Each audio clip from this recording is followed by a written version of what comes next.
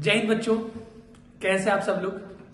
चलिए तो आज हम लोग फिर से एक वीडियो सॉल्यूशन देखने वाले हैं मेजर टेस्ट नंबर 3 का। ठीक है, चलिए तो सेक्शन ए में सबसे पहला सवाल जो पूछा गया है वो क्या पूछा गया है, aldol condensation would not occur in. बेटा एल्डोल कंडेंसेशन किसमें नहीं, तो सबसे पहले आपको पता होना चाहिए कि एल्डोल कंडेंसेशन के लिए क्या कंडीशन होनी चाहिए।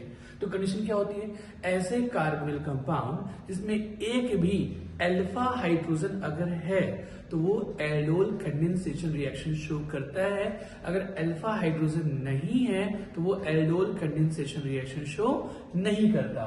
तो बेटा यहाँ पर आपको जो ऑप्शन दिए हुए सारे के सारे कार्बोनिल कंपाउंड है, ये कीटोन है, ये एल्डिहाइड और ये भी एल्डिहाइड है। तो आप देखिए किसमें अल्फा हाइड्रोजन नहीं है, क्योंकि जिसमें अल्फा हाइड्रोजन होता है वो एल्डोल कंडेंसेशन शो करता है। तो आप देख पा रहे हैं इसमें 3 और 3 6 C double bond O CH3 CH3, इसमें 3 और 3 6 अल्फा हाइड्रोजन है, इसमें 2 अल्फा हाइड्रोजन है, इसमें 3 अल्फा हाइड्रोजन है, पर इसमें कोई भी अल्फा हाइड्रोजन नहीं है। अच्छा, अल्फा हाइड्रोजन दिखते कैसे, एक बार ये भी आप देख लो कि कोई भी जो फंक्शनल ग्रुप है जैसे C डबल बॉन्ड O एक फंक्शनल ग्रुप है, इसके बाद वाला कार्बन sp3 होना चाहिए और उसमें हाइड्रोजन प्रेजेंट होना चाहिए।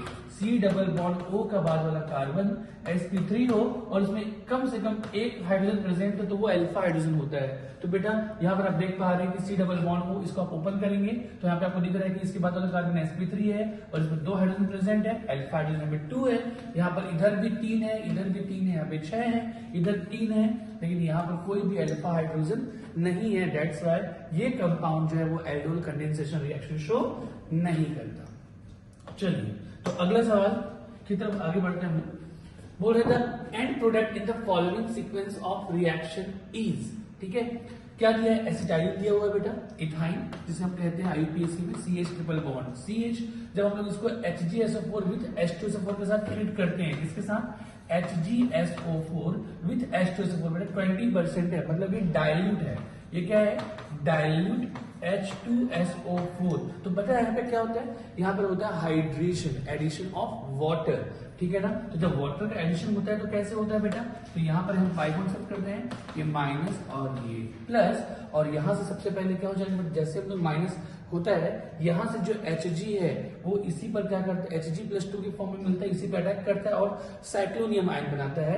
फाइनली फिर वाटर जो है साइक्लोनियम आयन को ब्रेक कर वाटर जो है वो अटैक करता है इसी कार्बन पर जिसमें आ रहा है पॉजिटिव चार्ज, और देन फिर वाटर का एडिशन होता है। तो इन शॉर्ट मैं यहाँ पर आपको बताने वाला हूँ कि शॉर्ट में यहाँ पर क्या करें कि जो है ना ये H2SO4 दिया हुआ डाइल्यूट, तो यहां से मिलेगा H प्लस और OH माइनस।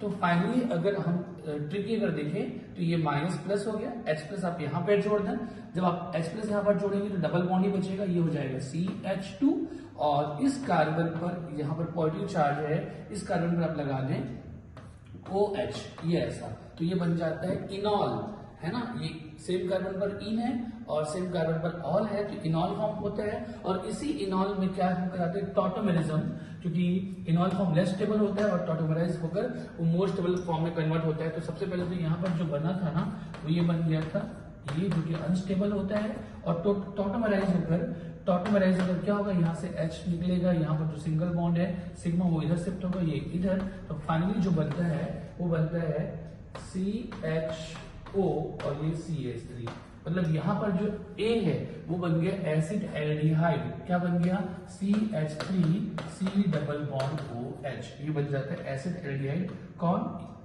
ये A है। अब इसी एसिड एल्डिहाइड में हम लोग CH3MgX का ट्रीटमेंट कराते हैं तो क्या बनेगा, ठीक है ना। अगला पेज हम लोग ले लेते हैं, तो ये जो है CH3C डबल बॉन्ड OH, यहाँ पर हम लोग अगर ग्रिगनार्ड रिएजेंट ले लें तो ये RMgX है बेटा, और यहाँ पर RMgX में जो R होता है वो माइनस होता है, मतलब बॉन्ड यहाँ से ब्रेक हो जाता है, हमको मिलता है CH3 माइनस एक न्यूक्लियोफाइल। अब ये जो CH3 माइनस है, ये जो CH3 माइनस है, ये क्या करता है, इस पर बैक अटैक करता है कार्बोनिल कंपाउंड में, न्यूक्लियोफिलिक कौन सा रिएक्शन होगा बेटा, एडिशन रिएक्शन होगा, ये इसमें अटैक करेगा और ये इसके ऊपर। तो अभी क्या हुआ, जब ये इस पर अटैक किया CH3CO माइनस, ये H हो गया, ये हो गया मिथाइल, और आगे चलकर हमको क्या मिलता है, आप देख पा रहे होंगे आगे चलकर हमको क्या मिल रहा हुआ है, यहाँ पर बेटा यहाँ पर ना वाटर भी होता है जो कि मेंशन नहीं करता, तो वाटर से हमको मिल जाता है क्या, वाटर से हमको मिल जाता है H+, ये वाटर है, वाटर से हमको मिल जाता है H+, तो यहाँ से हमको मिल जाएगा H+, तो फाइनली जो बना है यहाँ पर बनता है CH3CH, ऊपर वाले CH3 को हम लोग राइट साइड में लिख देते हैं और ये बन जाता है एल्कोहल। तो आप देख पा रहे हैं कि जब एल्डिहाइड का रिएक्शन हम लोग ग्रिग्नार्ड से कर रहे हैं तो यहाँ पर हमको मिल जाता है सेकेंडरी अल्कोहल, ये बन जाएगा सेकेंडरी अल्कोहल। और आगे चलकर इसी को ऑक्सीडेशन करने के लिए बोला गया है, आप देख पा रहे हैं आगे चलकर इसमें ऑक्सीडेशन बोला गया है, ये ऑक्सीडेशन, ठीक है ना, तो ऑक्सीडेशन के लिए बोला गया है। तो जब इसमें हम ऑक्सीडेशन करेंगे तो सेकेंडरी अल्कोहल का जब ऑक्सीडेशन होता है तो क्या बनता है, यहाँ से 2H बाहर निकल जाते हैं और एक कीटोन में कन्वर्ट हो जाता है, CH3 CH3 और बन जाता है इस तरीके से एसीटोन, जिसे हम लोग प्रोपेनोन भी कहते हैं। तो यहाँ पर आंसर जो आएगा वो क्या हो जाएगा बेटा, आपका एक तो ये एल्डिहाइड बन गया, ये बन जाएगा आपका सेकेंडरी अल्कोहल CH3CHOH और ये बन जाएगा आपका एसीटोन। तो इसमें जो करेक्ट आंसर है वो क्या है, एसीटोन। ठीक है, चलिए अगला सवाल बोल रहा है hydrogenation of benzoyl chloride in presence of palladium on BaSO4। देखिए मतलब ये क्या देकर रखा हुआ है, barium sulphate, hydrogenation of benzoyl chloride. तो देखो तो यहाँ पर बेटा बेंजोइल क्लोराइड है, ये है आपका बेंजोइल क्लोराइड Cl, और जब हम लोग इसका पैलेडियम के प्रेजेंस में PD के प्रेजेंस में हम लोग हाइड्रोजिनेशन कराते हैं, PD विद BaSO4 के प्रेजेंस में हम लोग क्या कराते हैं, हाइड्रोजिनेशन। तो इस रिडक्शन का आपको नाम पता होगा, रोजेनमंड रिडक्शन होता है, ठीक है ना। और जब रोजेनमंड रिडक्शन होता है तो ये पार्शियल रिडक्शन करता है, पार्शियल रिडक्शन करेगा तो कैसे, यहाँ पर ये वाला बॉन्ड ब्रेक कर देंगे, ये H इधर, ये H इधर, और हमको फाइनली मिल जाता है क्या, बेंज़ल्डिहाइड। आपको मालूम होगा अगर मैं यहाँ पर BaSO4 नहीं देता तब यहाँ पे कंप्लीट रिडक्शन होता, तो ये बेंजोइल क्लोराइड से बेंज़ल्डिहाइड में कन्वर्ट हुआ है और बेंज़ल्डिहाइड का अगला रिडक्शन होकर ये बेंजाइल अल्कोहल में कन्वर्ट हो जाता, ठीक है ना, अगर हम लोग BaSO4 नहीं देते तब। लेकिन अगर हमने BaSO4 दिया है तो यहाँ पर जो रिडक्शन है उसको इसने क्या कर दिया, कम कर दिया है, तो फाइनली सिर्फ 2 ही हाइड्रोजन से इसका रिडक्शन होगा और फाइनली हमको मिल जाएगा बेंज़ल्डिहाइड। तो इसका सही आंसर होगा बेंज़ल्डिहाइड। ठीक है बच्चों, चलिए अगला सवाल जो है, हाँ यहाँ पर दिया हुआ है टॉल्विन, क्या दिया हुआ है यहाँ पर, टॉल्विन दिया हुआ है। अब टॉल्विन का जो रिएक्शन है वो हम लोग क्रोमियम ट्राइऑक्साइड से कराते हैं और साथ में फिर हम लोग क्या देते हैं बेटा, ये आपका क्या है, एसिटाइल CH3C+O, ठीक है ना, ये हो जाएगा एसिटाइल, फिर ऑक्सीजन है और अगेन इधर भी एसिटाइल, मतलब एक दिया हुआ एनहाइड्राइड। तो यहाँ पर बेटा क्रोमियम ट्राइऑक्साइड से रिएक्शन कराएंगे इन प्रेजेंस ऑफ क्या, एनहाइड्रेट, और फिर आगे चलकर हम उसका क्या करते हैं, हाइड्रोलिसिस करते हैं। तो ये बहुत ही इंपॉर्टेंट रिएक्शन है, इसमें डायरेक्टली बनता है क्या बेटा, बेंज़ल्डिहाइड। आपको याद होगा ये रिएक्शन, यहाँ पर जो टॉल्विन होता है, टॉल्विन इसका रिएक्शन जब हम लोग क्रोमियम ट्राइऑक्साइड के साथ कराते हैं इन प्रेजेंस ऑफ क्या, anhydride, in presence of anhydride, तो एक यहाँ पर एक इंटरमीडिएट बनता है, इंटरमीडिएट जो कि होता है क्या, दोनों H निकल जाते हैं और यहाँ पर इसके एनहाइड्राइड ये वाला पार्ट जुड़ जाता है, OC डबल बॉन्ड O, इसका मैकेनिज्म भी हमने क्लास में देख रखा था, OC double bond O CH3, right. और फाइनली तो ये बनता है इंटरमीडिएट। तो कई बार डायरेक्टली आपसे पूछ देता है कि इतने से ही क्या बनेगा, तो ये बनता है इंटरमीडिएट। आप यहाँ से 2H निकालेंगे, एक H निकालेंगे, ये लगाएंगे, एक H निकालेंगे, अगेन ये लगाएंगे, ठीक है ना। हम इसका भी मैकेनिज्म नहीं देख रहे हैं, तो फाइनली यहाँ पर एक इंटरमीडिएट बनता है बेटा। और उसके बाद जब हम इसका क्या कराते हैं, हाइड्रोलिसिस कराते हैं, तो हाइड्रोलिसिस कराते हैं तो क्या, अगेन यहाँ से ये बॉन्ड ब्रेक करेंगे, इधर लगाएंगे H, इधर लगाएंगे OH, ये वाली बॉन्ड ब्रेक करते हैं, इधर H, इधर क्या बेटा OH, तो यहाँ पर जो बनेगा वो क्या बन जाएगा, ये सेम कार्बन पर 2 OH आ जाएंगे, और जब सेम कार्बन पर 2 OH होते हैं तो ये अनस्टेबल होते हैं, और यहाँ से क्या निकल जाएगा, फिर वाटर H2 निकल जाएगा और बन जाएगा बेंज़ल्डिहाइड। फाइनल आंसर क्या होता है इसमें, बेंज़ल्डिहाइड। तो ये CrO3 एनहाइड्राइड के प्रेजेंस में एक मॉडरेट ऑक्सीडाइजिंग एजेंट होते हैं जो कि टॉल्विन को बेंज़ल्डिहाइड में कन्वर्ट करते हैं। तो सही आंसर ये है बेंज़ल्डिहाइड। ठीक है, चलिए अगला सवाल देख रहे हैं, इन द रिएक्शन, ये दिया हुआ है फिनॉल, इसका रिएक्शन क्लोरोफॉर्म के साथ कराते हैं इन प्रेजेंस ऑफ बेसिक मीडियम। तो यहाँ पर सोडियम फिनॉक्साइड, यहाँ पर क्या बन रहा है बेटा, यहाँ पर बन रहा है आपका सैलिसिलेडिहाइड का सॉल्ट है यहाँ पर, ठीक है ना। चलिए, तो पूछ ये रहा है the electrophile involve is in this reaction. तो यार यहाँ पर बेटा ये दोनों के दोनों मिलकर हमको क्या देते हैं, इलेक्ट्रोफाइल, तो आपको रटा होना चाहिए। डाइक्लोरोकार्बन मिलता है यहाँ पर, ये है CH, ClCl, ClCl3 हो गया, और इसके साथ है NaOH। तो यहाँ पर NaOH एक क्या है बेटा, बेस है। तो ये क्या करता है, OH माइनस जो है ना, Na+OH माइनस क्या करता है, इस H+ को लेकर जाता है, और उसी वक्त ये जो Na+ है वो Cl- को लेकर चला जाता है। तो फाइनली हमको मिलता क्या है, यहाँ पर जो इलेक्ट्रॉन पेयर है वो एक लोन पेयर के फॉर्म में पड़े रहेंगे। क्यों, क्योंकि इसी में से H+ निकला है और इसी में से Cl- भी निकला है। H+ निकला था तो उसमें नेगेटिव चार्ज आ रहा है, Cl- निकला था तो पॉजिटिव चार्ज आ रहा है। ओवरऑल वो न्यूट्रल हो गया और दोनों इलेक्ट्रॉन लोन पेयर के फॉर्म में पड़े रहेंगे, और दो क्लोरीन है। तो ये डाइक्लोरोकार्बन जो होते हैं ना, ये इलेक्ट्रोफाइल होते हैं जो कि यहाँ पर इन्वॉल्व होते हैं, ठीक है ना। चलिए, तो डाइक्लोरोकार्बन यहाँ पर होता है इलेक्ट्रोफाइल। अगला सवाल जो कि पूछा गया है, कंसीडर द फॉलोइंग रिएक्शन।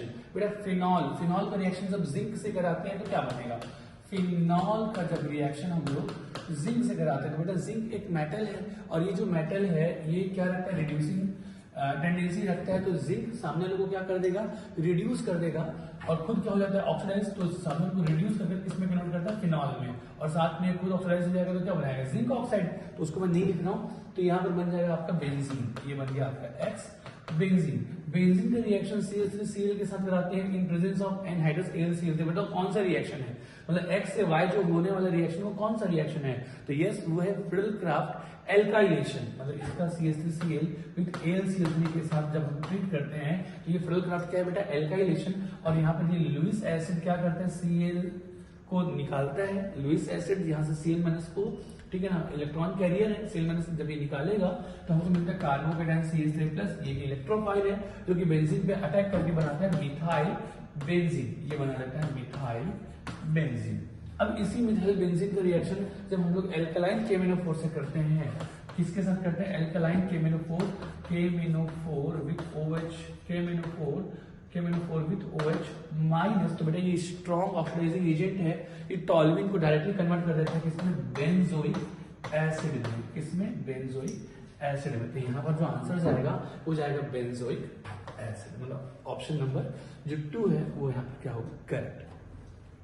अगला सवाल हम लोग देख रहे हैं, which one of the following compound is most acidic. ठीक है ना, मोस्ट एसिडिक पूछा गया है। तो बेटा मोस्ट एसिडिक नेचर हम कैसे देखते हैं, तो एसिडिक नेचर जो होता है वो होता है H+ डोनेटिंग टेंडेंसी। तो सबसे पहले आप क्या करें, सबसे H+ फायर कर दें, यहां से भी H+ फायर करेंगे बेटा तो बन जाएगा यहाँ पर ऑक्साइड आयन, यहां से भी जब आप H+ फायर करेंगे बन जाएगा ऑक्साइड आयन, H+ फायर करेंगे बन जाएगा ऑक्साइड आयन, H+ फायर करेंगे बन जाएगा ऑक्साइड। अच्छा, H+ आप कहां से फायर करें, वो वाला हाइड्रोजन को आप निकालें जो किसी मोर इलेक्ट्रोनेगेटिव एटम से क्या होगा, अटैच्ड होगा, जुड़ा होगा, ठीक है ना। तो वही वाला हाइड्रोजन एक्टिव हाइड्रोजन होगा या एसिडिक होगा, राइट। तो वो निकालने के बाद आप बना ले एन आयन। अब ये जो एन आयन है ये हो गया है कॉन्जुगेट बेस, ठीक है ना। तो इसी कॉन्जुगेट बेस इसी एन आयन की आपको क्या देखनी है, स्टेबिलिटी। जिसकी स्टेबिलिटी जितनी ज्यादा होगी वो उतनी आसानी से H+ को क्या किया होगा, फायर किया होगा, राइट। तो आप देख पा रहे हैं बेटा, तो देखो यहाँ पर ये माइनस जो बना हुआ है ऑक्साइड आयन, इसकी एक सब क्या लगा रहे हो, ये माइनस आई लगा रहे हो क्योंकि क्लोरीन है, क्लोरीन मोर ही है तो ये माइनस आई लगा दो।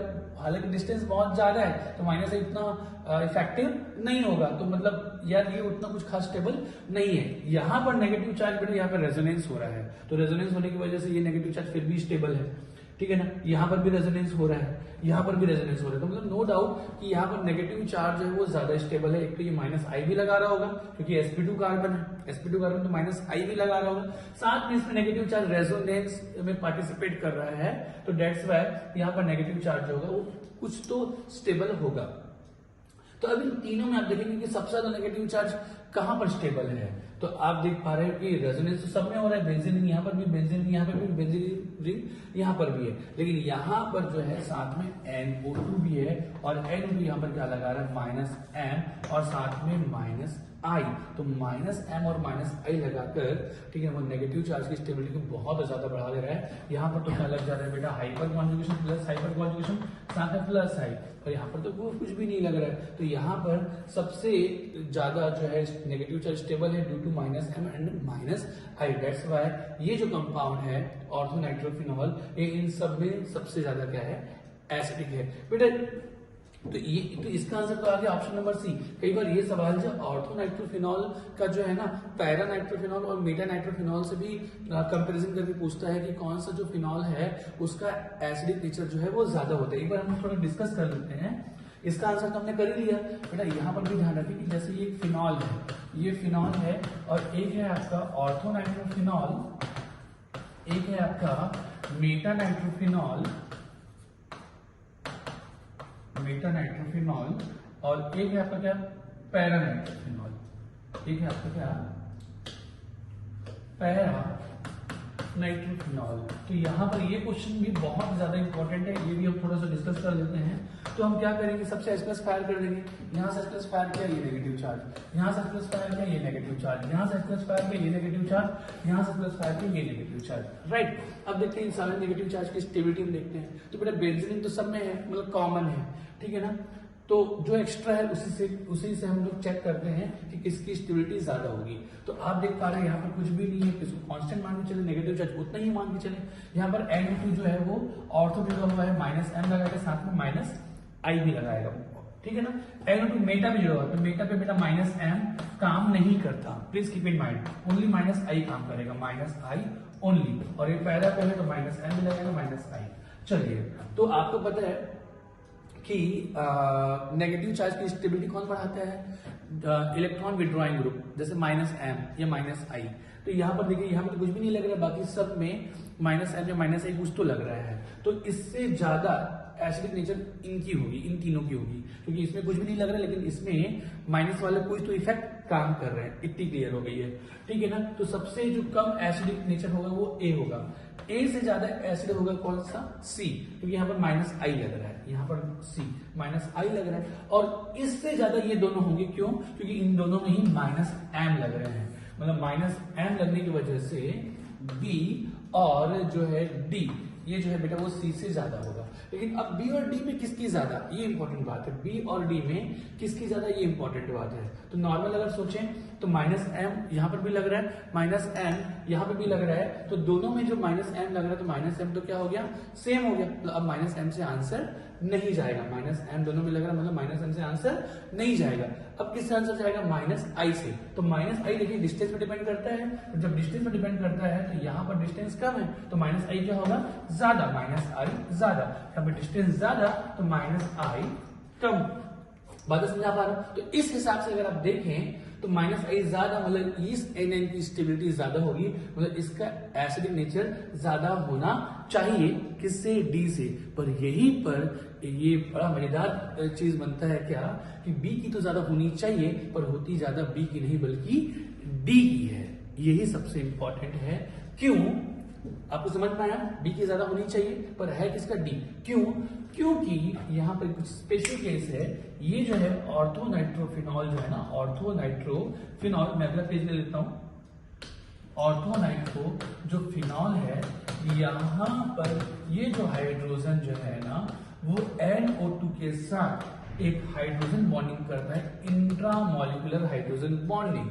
और इंट्रामोलिकुलर हाइड्रोजन बॉन्डिंग की वजह से ये वाला जो हाइड्रोजन है वो आसानी से रिलीज नहीं हो पाता। भले H+ के निकलने के बाद नेगेटिव चार्ज की स्टेबिलिटी बढ़ा रहा था, पर H+ निकले तो सही पहले।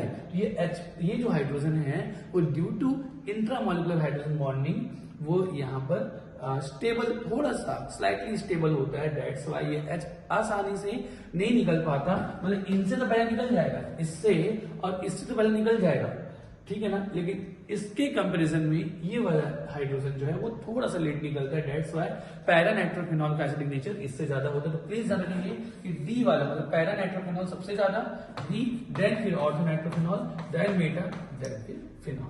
तो ये वाला भी क्वेश्चन आपको प्लीज ध्यान रखेंगे। अगले सवाल की तरफ हम लोग बढ़ते हैं। क्या लिखा होगा इन द रिएक्शन, ये कंपाउंड क्या दिया हुआ ईथर है। ईथर में जब हम लोग HI के साथ ट्रीट करते हैं तो हमको क्या मिलेगा। सबसे पहले बेटा मैंने आप लोगों को पिछले टेस्ट वाले जब हम लोग वीडियो सोल्यूशन हम देख रहे थे तब हमने मैं बात किया था, ईथर तो वैसे क्या होता है बेटा लीस्ट रिएक्टिव है, ये सिर्फ और सिर्फ स्ट्रॉन्ग एसिड के साथ रिएक्ट करता है। तो स्ट्रॉन्ग एसिड ये HI दिया हुआ है। तो मैंने आपको बताया था कि ईथर जैसे ये ROR है तो इसमें से कोई भी ऑक्सीजन के साथ जुड़ा हुआ कोई भी कार्बन अगर टर्सरी निकल जाए तब वो SN1 होगा, और अगर टर्सरी नहीं निकलता है तब वो SN2 होगा। मुझे बताओ ऑक्सीजन से जुड़ा हुआ ये कार्बन है और ये कार्बन, क्या इनमें से कोई भी टर्सरी है क्या? नहीं है। टर्सरी अगर नहीं है और ना ही ये कार्बन ऐसा है जिसमें अगर कोई पॉजिटिव चार्ज आ जाए तो वो रेजोनेंस की वजह से या किसी दूसरे रीजन की वजह से स्टेबल हो, ठीक है ना। अगर ऐसा होता तो वो SN बन जाता। तो इनमें से जुड़ा हुआ कोई भी कार्बन टर्सरी या टर्सरी के जैसा स्टेबल कार्बोकेटाइन नहीं बन पा रहा है तो ये SN2 का रूट लेगा। मतलब सबसे पहले तो बेटा ये SN2 का, अब जब ये SN2 का रूट लेगा तो यहाँ पर क्या I- स्ट्रॉन्ग न्यूक्लियोफाइल I- जो मिलेगा वो इस कार्बन या इस दोनों में से कोई एक कार्बन पर अटैक करेगा। तो वो कौन से कार्बन पर अटैक करेगा? उस कार्बन पर जहां पे स्टेरिक क्राउडिंग क्या होगी? कम होगी। तो आप मुझे पता है इस कार्बन पर क्राउडिंग ज्यादा है तो I- यहाँ पे अटैक करना पसंद नहीं करेगा, वो इस कार्बन पर अटैक करेगा। तो जब इस कार्बन पर अटैक करेगा तो यहाँ से बॉन्ड ब्रेक हो जाएगा, I यहाँ पर जुड़ेगा और H यहाँ पर जुड़ेगा। तो फाइनली हमको क्या मिल रहा है? ये वाला एल्कोहल मिल रहा है और ये वाला एल्काइल हाइड्राइड मिल रहा है। CH3CH2I कहाँ दिख रहा है? ये दिख गया आपको CH3CH2I और ये मिल गया एल्कोहल। मतलब आंसर C जो होगा वो क्या होगा? सही आंसर, ठीक है। चलिए अगला सवाल, chlorobenzene react with magnesium in right है। बेटा ये बहुत स्टैंडर्ड सवाल है।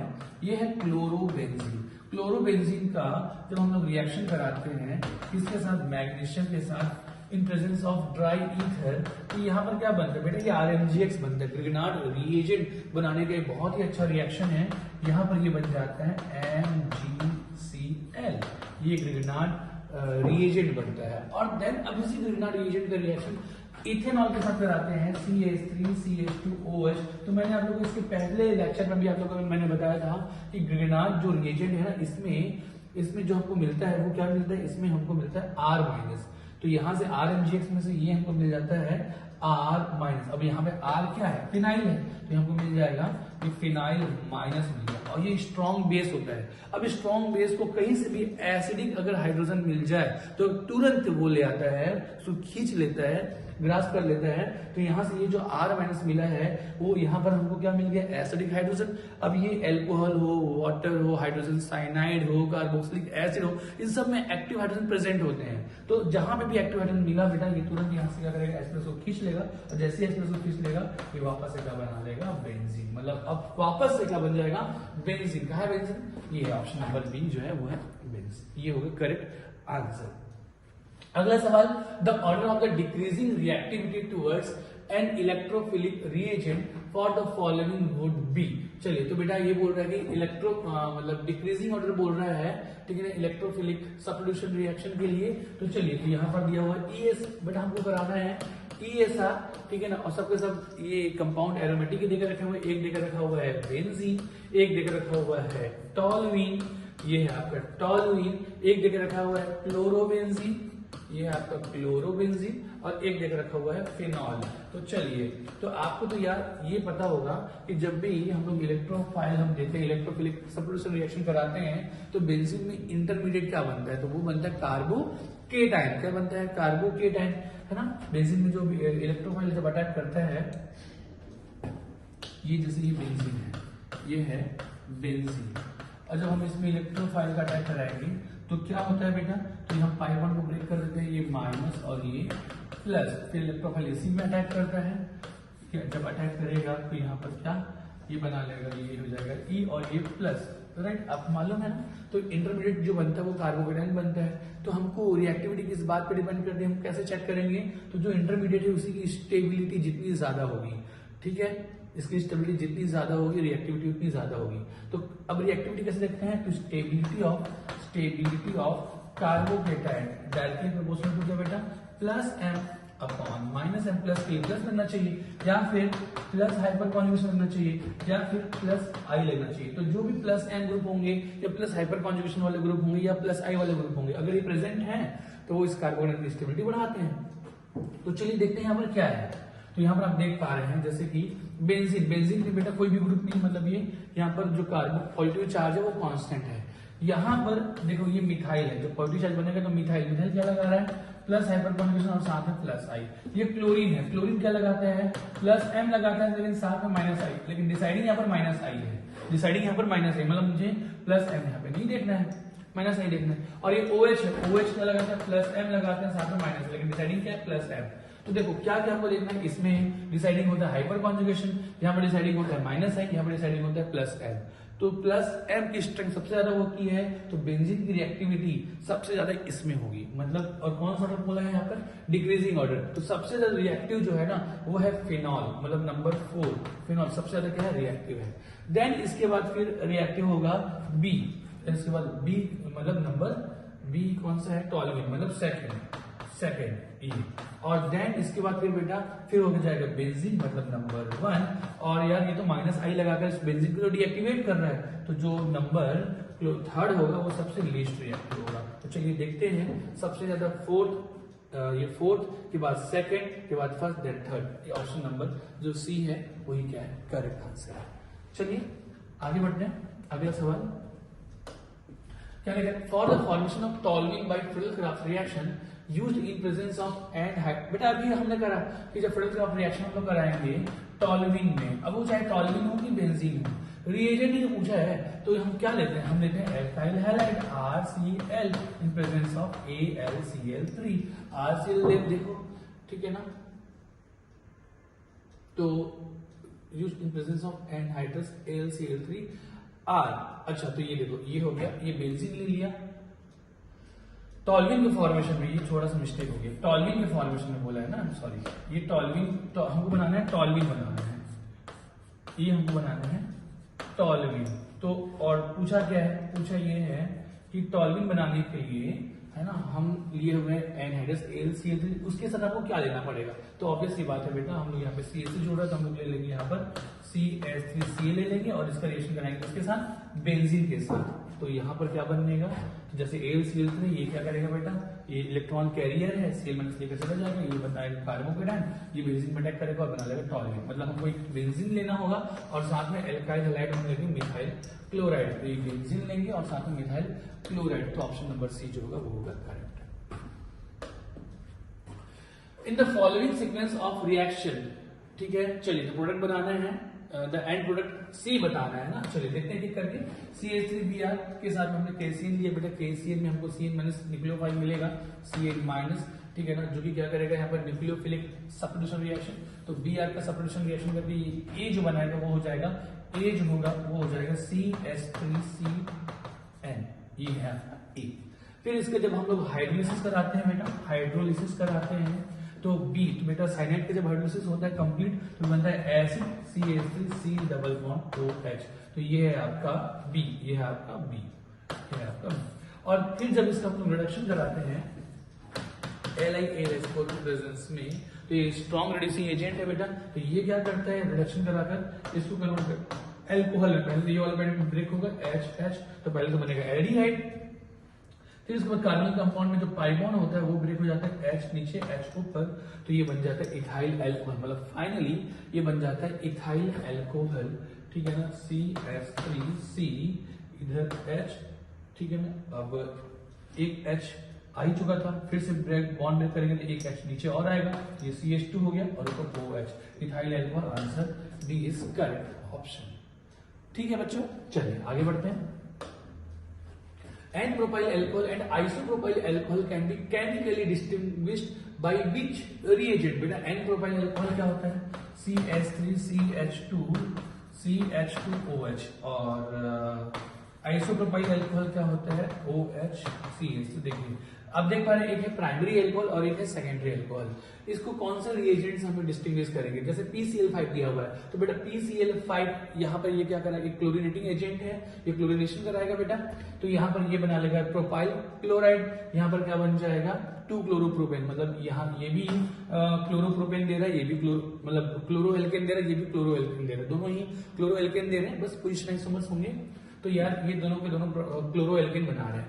जब हम इसका क्या करेंगे, रिडक्शन कराएंगे, जब हम वैसे तो बेटा यहाँ पर जब वैसे तो ये रिड्यूसिंग एल्कोहल का आसानी से रिडक्शन फिर नहीं होता है, कोई स्ट्रॉन्ग रिड्यूसिंग एजेंट ही हो वही करता है। तो फिलहाल अगर हम इसको रिडक्शन करा दें तो ये भी आपको क्या देगा, प्रोपेन देगा, ये भी आपको जब इसको रिडक्शन कराएंगे ये भी आपको प्रोपेन देगा। मतलब कैसे प्रोपेन कैसे अगर रिडक्शन करा रहे हैं, ये टूटेगा H, ये बना दिया एल्केन, यहाँ पर बेटा ये इधर H, इधर ये भी एल्केन, ये भी प्रोपेन दे रहा है, ये भी प्रोपेन दे रहा है, मतलब दोनों ही PCl5 दोनों से रिएक्ट कर रहा है और लगभग एक जैसा प्रोडक्ट बना रहा है, ठीक है ना।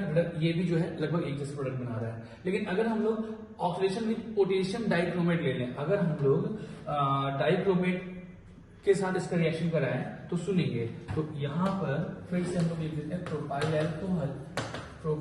एल्कोहल और ये है आइसोप्रोपाइल एल्कोहल। तो अब आप देख पा रहे होंगे कि पोटेशियम डाइक्रोमेट K2Cr2O7 का जब रिएक्शन कराएंगे हम लोग इन दोनों के साथ, तो देखो ये है प्राइमरी एल्कोहल। तो प्राइमरी एल्कोहल जो है पहले कन्वर्ट होगा एल्डिहाइड में और एल्डिहाइड से कन्वर्ट होगा एसिड में, मतलब ये बना लेगा कार्बोक्सिलिक एसिड, मतलब बना लेगा प्रोपेनोइक एसिड CH3CH2COOH, राइट। जबकि यहाँ पर सेकेंडरी एल्कोहल कन्वर्ट हो जाएगा कीटोन में, मतलब दोनों के जो प्रोडक्ट है वो क्या है बेटा, अलग अलग है। ये बन जाएगा कीटोन, ये एक बन जाएगा कार्बोक्सिलिक एसिड, ये बन गया कीटोन। तो आप देख पा रहे हो पोटेशियम डाइक्रोमेट से बनने वाले जो प्रोडक्ट है वो पूरे डिफरेंट है, एक बन रहा है कार्बोक्सिलिक एसिड, दूसरा बन रहा है कीटोन। तो मतलब ये जो पोटेशियम डाइक्रोमेट है वो इन दोनों को क्या करेगा, डिस्टिंग्विश करेगा, ठीक है। तो यहाँ पर आंसर जो है बेटा वो क्या है, वो है ऑक्सीडेशन विद पोटेशियम डाइक्रोमेट, ठीक है। चलिए, और ओजोनोलिसिस बेटा ये तो एल्कोहल है, और ये तो ओजोनोलिसिस जब हम कराते हैं तो बेसिकली हम किस में कराते हैं, एल्कीन में, ठीक है ना। यहाँ पे तो एल्कोहल है। चलिए अगला सवाल, compare rate of reaction with AgNO3 और रेट ऑफ SN1 रिएक्शन। बेटा कभी जैसे आपको ना SN1 ना पूछ के, SN1 रिएक्शन के लिए रिएक्टिविटी ना पूछ के आपको AgNO3 दे दी, तो आप भी जान लोगे AgNO3 जो है ना, Ag प्लस NO3 माइनस, ये भी SN1 का ही रिएजेंट है, SN1 का ही रिएजेंट है, ठीक है ना। तो चलिए, तो कौन SN1 के लिए सबसे ज्यादा रिएक्टिव है ये पूछ रहा है, मतलब रिएक्टिविटी का ऑर्डर। तो SN1 के लिए रिएक्टिविटी सबसे ज्यादा टर्सरी की, देन सेकेंडरी की, देन प्राइमरी की, ठीक है ना। तो बेटा आप देख पा रहे टर्सरी है, ये टर्सरी है, सबसे ज्यादा रिएक्टिव कौन होगा, नंबर 1, ये सेकेंडरी है, देन ये प्राइमरी है, तो 1 देन 2 देन 3। तो सबसे इजी सवाल था। What are the products of the following reaction. बेटा इसके कौन सा प्रोडक्ट जो होगा वो मेजर होगा, देख लेते हैं। यहां पर आपको दिया हुआ इथॉक्साइड आयन, स्ट्रॉन्ग बेस है, साथ में स्ट्रॉन्ग न्यूक्लियोफाइल भी है, और ये आपको एल्काइल हैलाइड की जो कि टर्सरी है। तो मैं आपको बता दूं बेटा, ये तो बड़ा अच्छा सवाल बनता है कि ये स्ट्रॉन्ग न्यूक्लियोफाइल है, तो स्ट्रॉन्ग न्यूक्लियोफाइल है तो SN2 कराना चाहेगा, साथ में स्ट्रॉन्ग बेस भी है तो ये E2 कराना चाहिए, स्ट्रॉन्ग बेस E2 चाहता है, स्ट्रॉन्ग न्यूक्लियोफाइल SN2 चाहता है। ये टर्सरी एल्काइल हैलाइड है, टर्सरी जो एल्काइल हैलाइड होते हैं वो SN1 भी चाहते हैं, वो E1 भी चाहते हैं और वो E2 भी चाहते हैं। Basically substitution reaction product major होता है, पर फिर भी तो अब आप देखो कि यार टर्सरी जो SN1 की रिएक्टिविटी अगर हम लोग देखें ना, अगर एल्काइल हैलाइड टर्सरी सबसे ज्यादा रिएक्टिव होता है, tertiary then secondary then primary, मतलब 321। E1 के लिए भी अगर हम लोग देखें तो एल्काइल में इसका भी ऑर्डर 321 होता है, और E2 के लिए भी 321। तो इसलिए बेटा ये सब के सब 3rd डिग्री के लिए सब के सब जो है वो एग्रीड है कि हम SN1 भी जा सकते हैं, हम E1 भी जा सकते हैं, हम E2 भी जा सकते हैं। ये चाहता है SN2 और E2। तो अब दोनों में बात कहां पर बनती है, तो ये E2 चाहता है, ये भी E2 चाहता है, बेसिकली यहाँ पर हो जाता है E2, ना यहाँ पे SN2 होगा, ना यहाँ पे SN1 होगा, ना ही E1 होगा, बेसिकली होता है E2। तो E2 कैसे कराएंगे, तो E2 एलिमिनेशन रिएक्शन 2, तो ये O माइनस जो है बेटा यहाँ पे अल्फा हाइड्रोजन को निकाल लेता है। तो चलिए एक बार ये रिएक्शन भी हम कर लेते हैं। CH3C, ये है बेटा CH3, ये है Br, ये है CH3, और यहाँ पर दे दिया है आपको O minus CH2CH3। Strong base है, E2 रिएक्शन कर रहा है, ये क्या करेगा बेटा, देखो इसके बदल कार्बन अल्फा कार्बन, ये वाला बीटा, तो बीटा एलिमिनेशन होता है, तो ये क्या करता है, बीटा कार्बन से H+ निकाल लेता है, उसी वक्त साइमल्टेनियसली ये बॉन्ड यहाँ पर शिफ्ट होता है और ये Br एज लिविंग ग्रुप बाहर निकल जाता है। फाइनली आपको जो बन रहा है क्या बन रहा है, CH3C double bond CH2CH3 isobutane, ये 2 मिथाइल प्रोपीन इसका आंसर है। 2 मिथाइल प्रोपीन या आइसोब्यूटीन कहाँ पे ऑप्शन, ये ऑप्शन दिख रहा है option number C 2 methyl propene, या इसी को आइसोब्यूटीन भी कहते हैं, ठीक है ना। तो ये सही ऑप्शन हो जाएगा आपका ऑप्शन नंबर सी, ठीक है। चलिए अगला सवाल जो है, identify the major product P Q and R in the following, ठीक है। चलिए तो देखते हैं बेटा, ये है बेंजीन, यहां पर दिया हुआ है एल्काइल क्लोराइड, मतलब प्रोपाइल क्लोराइड दिया हुआ है, तो पी क्या होगा। देखिए ये बड़ा ही अच्छा सवाल है। अभी हम मुझे नाम बताएंगे क्या इस रिएक्शन का नाम क्या होगा, जैसे ये पी यहाँ पर है, इस रिएक्शन का नाम क्या है, इस रिएक्शन का नाम है फ्रिडलक्राफ्ट एल्काइलेशन, फ्रिडलक्राफ्ट एल्काइलेशन। तो यहाँ पर क्या बनेगा प्रोडक्ट, देखो ये AlCl3 क्या करेगा, ये Cl- निकालेगा, जैसे Cl- निकाला यहाँ पे जो इलेक्ट्रोफाइल मिलेगा वो क्या मिलेगा, CH3 CH2 CH2 प्लस ये मिला। लेकिन बेटा क्या यही अटैक करेगा, नहीं, हमको पता है ये बनता है कार्बोकेटायन, और जब जब बनता है कार्बोकेटायन तब तब होता है रीअरेंजमेंट। हमने ये नारा याद रखा है ना, जब जब धरती पर कार्बोकेटायन बनता है तब तब उसका क्या होता है, रीअरेंजमेंट। तो बेटा ये रीअरेंज होकर ये क्या बना लेगा, CH3 CH प्लस CH3। अब ये है इलेक्ट्रो अटैकर इलेक्ट्रोफाइल, जब बेंजीन पे अटैक करेगा ये बना लेगा आइसोप्रोपाइल, जब अटैक करेगा तो बना लेगा आइसोप्रोपाइल बेंजीन, आइसोप्रोपाइल बेंजीन। और ये है क्यूमीन, ये तो क्यूमीन है कॉमन नेम में। अब इसका रिएक्शन जब हम लोग आगे करते हैं O2 के साथ और फॉलोड बाय क्या बेटा, hydrolysis H3O plus with heat. तो बेटा ये तो बहुत ही इंपॉर्टेंट रिएक्शन है फिनॉल बनाने का। तो ये क्या बनाते हैं, एक बनता है पहले तो बेटा O2 के साथ रिएक्शन करता है तो एक इंटरमीडिएट बनता है जो कि पूछता है O2, सिर्फ O2 के साथ रिएक्शन कराएंगे तो एक बनता है इंटरमीडिएट क्यूमीन हाइड्रोपेरोक्साइड, याद आ रहा है क्यूमीन हाइड्रोपेरोक्साइड। और फाइनली जब उसका हम लोग हाइड्रोलिसिस कराते हैं तब हमको मिलता है फिनॉल एंड एसीटोन। तो बेटा ये रिएक्शन तो बहुत ही स्टैंडर्ड है, आपको तो एकदम याद होना चाहिए। फिनॉल के साथ में बनता है क्या बेटा, आपका एसीटोन। तो पूछा आपको यही है एसीटोन CH3, मतलब आपसे पूछा है ये P, तो P तो हो गया आपका ये हो गया आपका P, देन Q हो गया आपका फिनॉल, और R हो गया आपका एसीटोन। तो कहाँ है आंसर, तो आंसर कहाँ है, तो ये हो गया, कहाँ गया, हाँ यही है, एक हो गया फिनॉल और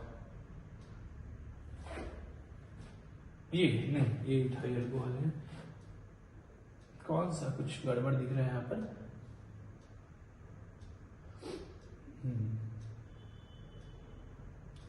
तो आपको समझ में तो आ गया ये आंसर जो है ना। थोड़ा सा ऑप्शन कुछ यहाँ पे गलत हो रहे हैं, तो एक बन जाएगा आपका क्या, आइसोप्रोपाइल बेंजीन जो कि ये है, देन फिनॉल, और यहीं पर होना चाहिए एसीटोन, यहीं पर होना चाहिए क्या, एसीटोन। तो इस हिसाब से जो आंसर होगा ना वो ऑप्शन नंबर सी हो जाएगा, ठीक है। चलिए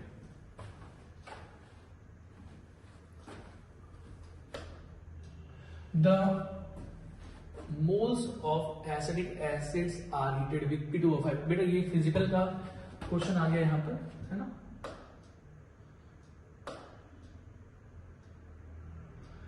the most basic compound in the following is, इसमें सबसे ज्यादा जो बेसिक है कोई कंपाउंड वो कौन से हैं, तो जैसे ये अमोनिया दे दिया, ये मिथाइल अमाइन दे दिया, ये डाइमिथाइल अमाइन, ये ट्राइमिथाइल अमाइन। तो बेटा आप लोग को पता है कि यहाँ पर ना जब वैसे तो जो ऑर्डर होता है वो 2, मतलब हम लोग जब देखते हैं ना R primary amine RNH2, R2NH और R3N और अमोनिया, अगर हमने इसमें देखा अमोनिया, इन सब में अगर कंपैरिजन करें तो सबसे ज्यादा होता है 2 डिग्री कॉमन अगर बात, देन 3 डिग्री, 2 डिग्री के बाद होता है 3 डिग्री, देन उसके बाद फिर 1 डिग्री, देन उसके बाद फिर अमोनिया, लाइक। लेकिन अगर R मिथाइल हो, अगर R क्या हो मिथाइल, तब ये ऑर्डर हो जाता है 2 degree, then 1 degree, then 3 degree और देन अमोनिया। लेकिन सबसे ज्यादा जो होता है वो 2 डिग्री का होता है। ये आप लोग अच्छे से हमने, और क्यों होता है इसके बारे में हम लोग बहुत विस्तार से हमने पढ़ रखा है। तो यहाँ पे सबसे ज्यादा जो बेसिक नेचर होगा वो 2 डिग्री का होगा, डाइमिथाइल अमाइन का होगा। द मोस्ट बेसिक कंपाउंड जो है वो डाइमिथाइल अमाइन है।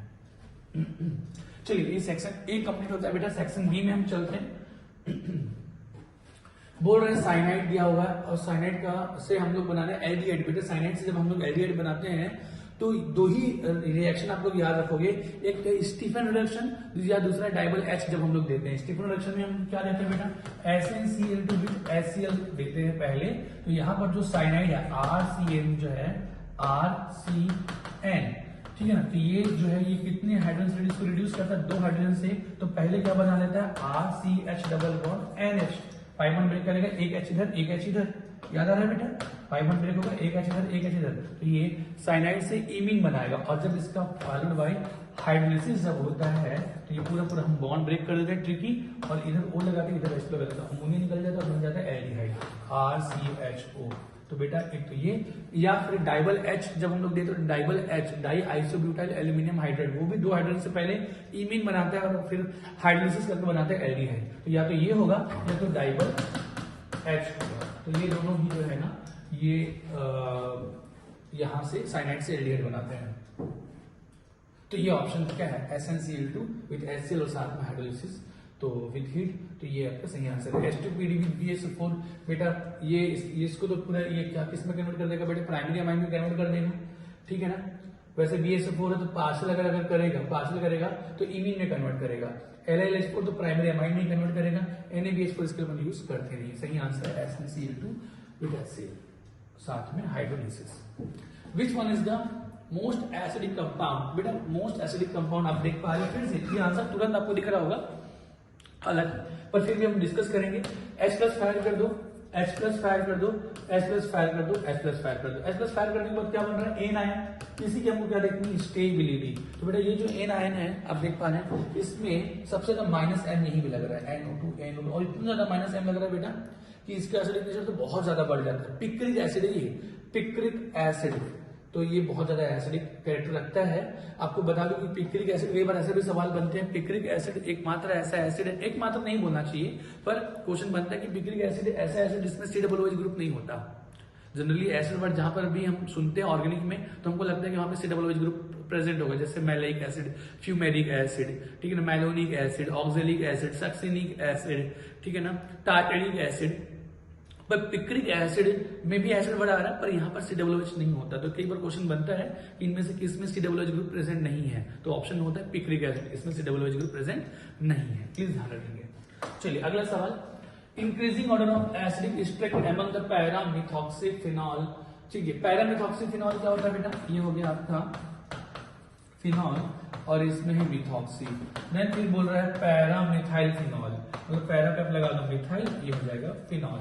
और एक है पैरा नाइट्रोफिनॉल। बेटा अगेन आंसर आपके सामने नजर आ रहा होगा, जब हम लोग H+ फायर करेंगे तो ये NO2 -M लगाएगा और इसकी वजह से इसकी स्टेबिलिटी सबसे ज्यादा हो जाएगी।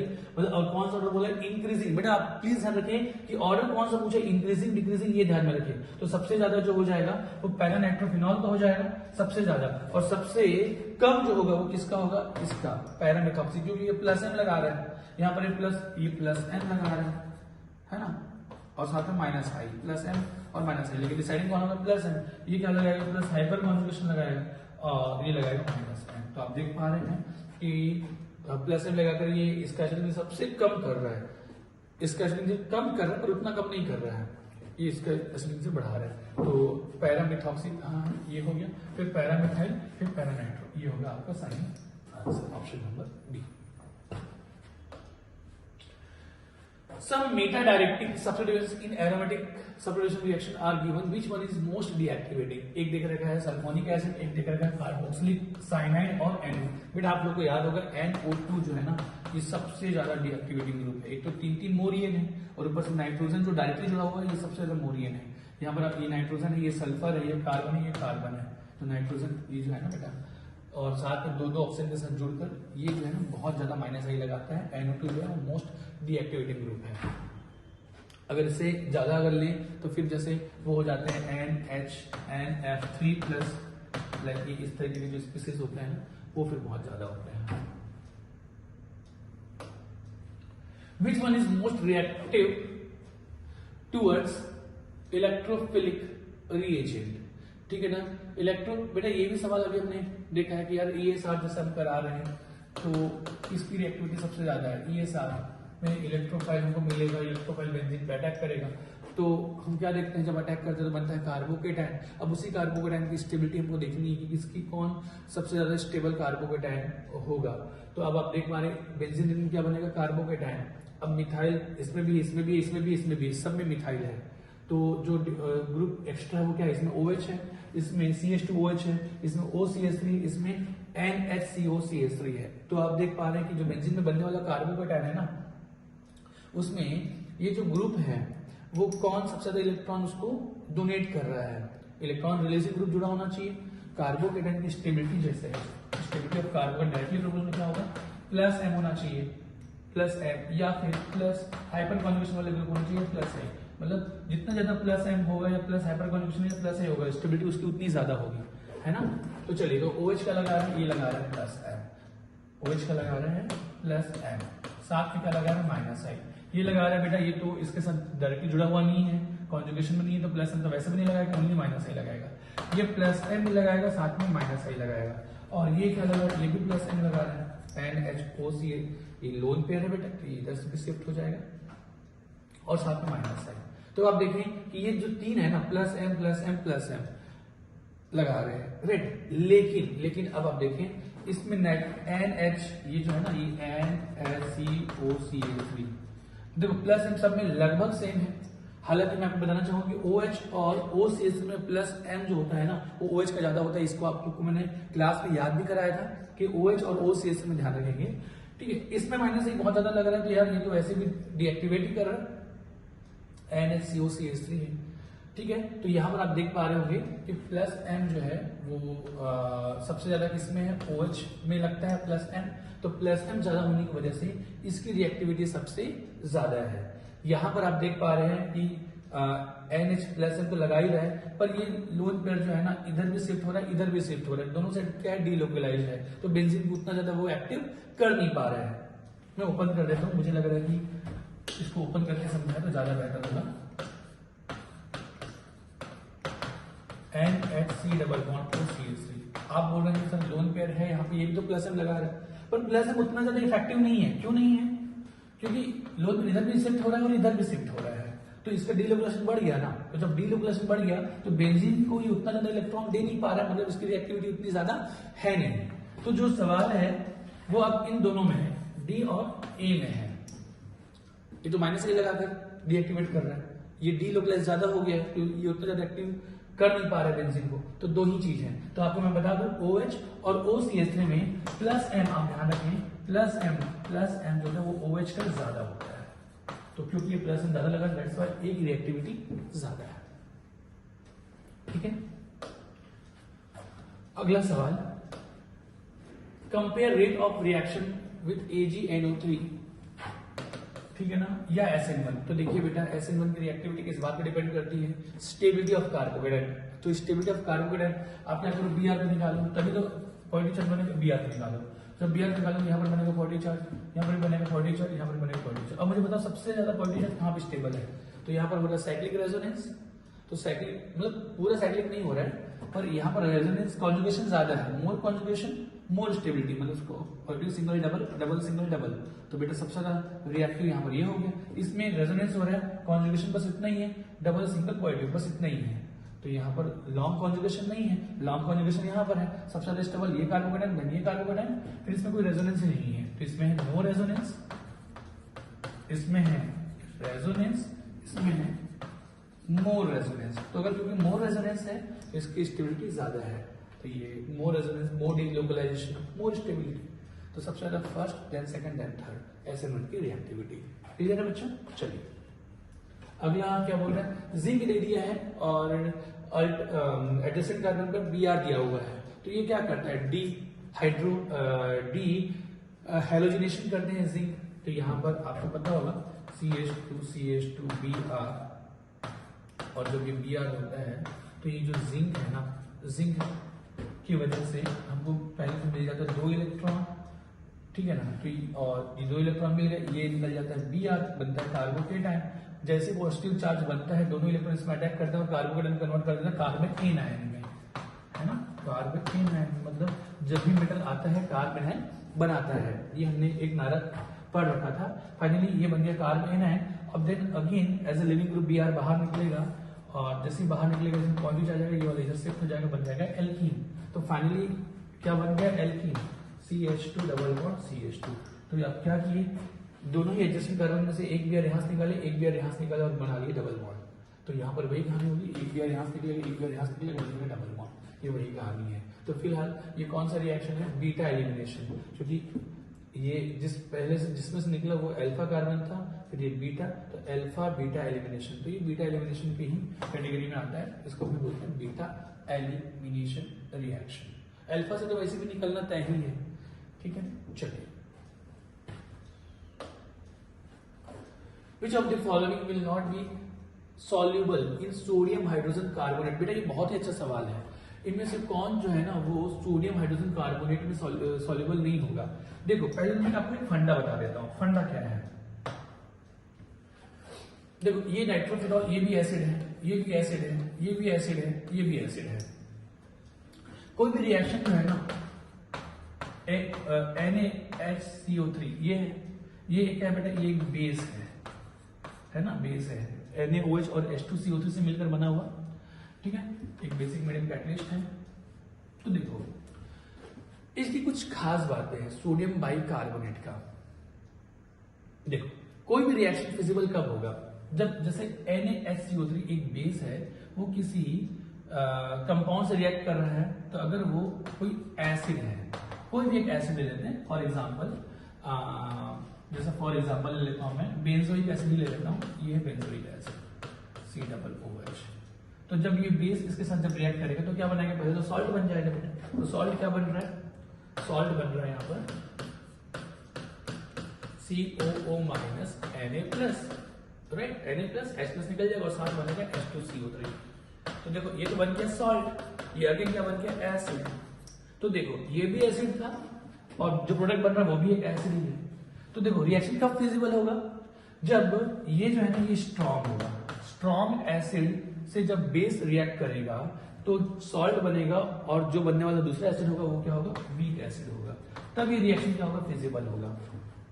फिर से समझ लेना कि ये जो बेस है वो उसी एसिड से रिएक्ट करेगा जो कि H2CO3 बनने वाले जो प्रोडक्ट जो एसिड है ना उससे स्ट्रॉन्गर होगा। NaHCO3, ठीक है ना, उसी एसिड से रिएक्ट करेगा जिसका एसिडिक नेचर बनने वाले प्रोडक्ट H2CO3 कार्बोनिक एसिड इससे स्ट्रॉन्गर होगा। तो मैं आपको बता दूं कि बेंजोइक एसिड जो है ना वो H2CO3 से स्ट्रॉन्गर है, दैट्स व्हाई ये रिएक्शन होगा, ये रिएक्शन फिजिबल होगा। तो यहाँ पर बेंजोइक एसिड जो है वो सोडियम हाइड्रोजन कार्बोनेट के साथ, सोडियम बाइकार्बोनेट के साथ क्या करेगा, रिएक्ट करेगा, मतलब उसके साथ सॉल्युबल होगा। 2,4,6 ट्राइनाइट्रोफिनॉल, ये पिक्रिक एसिड है बेटा, ये भी स्ट्रॉन्गर एसिड है। मतलब मैं आपसे ये पूछना चाह रहा हूं कि कौन कौन जो है ना वो H2CO3 से स्ट्रॉन्गर है, स्ट्रॉन्गर एसिड है। तो ये भी है, A भी स्ट्रॉन्गर है, B भी स्ट्रॉन्गर है, इवन D भी स्ट्रॉन्गर है, D भी स्ट्रॉन्गर H2CO3 से। लेकिन ऑर्थोनाइट्रोफिनॉल जो है ना, ऑर्थोनाइट्रोफिनॉल वो H2CO3 से वीकर एसिड है। ये ऑर्थोनाइट्रोफिनॉल जो है वो H2CO3 से वीकर है। तो जब वीकर है तो ये रिएक्शन फिजिबल नहीं होगा, ठीक है। मतलब यहां पर बेंजोइक एसिड हो कि पिक्रिक एसिड हो कि बेंजीन सल्फोनिक एसिड, ये सब के सब NaHCO3 से रिएक्ट करके सॉल्ट बनाएंगे, मतलब इसमें सॉल्युबल होंगे। लेकिन अगर यहाँ पे ऑर्थोनाइट्रोफिनॉल हो गया तो ऑर्थोनाइट्रोफिनॉल वीकर एसिड होगा, किससे, H2CO3 से। तो जो भी वीकर एसिड होंगे, ठीक है ना, H2CO3 से, वो सोडियम बाइकार्बोनेट से रिएक्ट नहीं करेंगे, मतलब वो उसमें सॉल्युबल नहीं होंगे। तो इसीलिए जो आंसर जो है ना बेटा, इसलिए आंसर जो है ऑप्शन नंबर सी है, इस सब जो ये रिएक्ट कर जाएंगे, ठीक है। चलिए, तो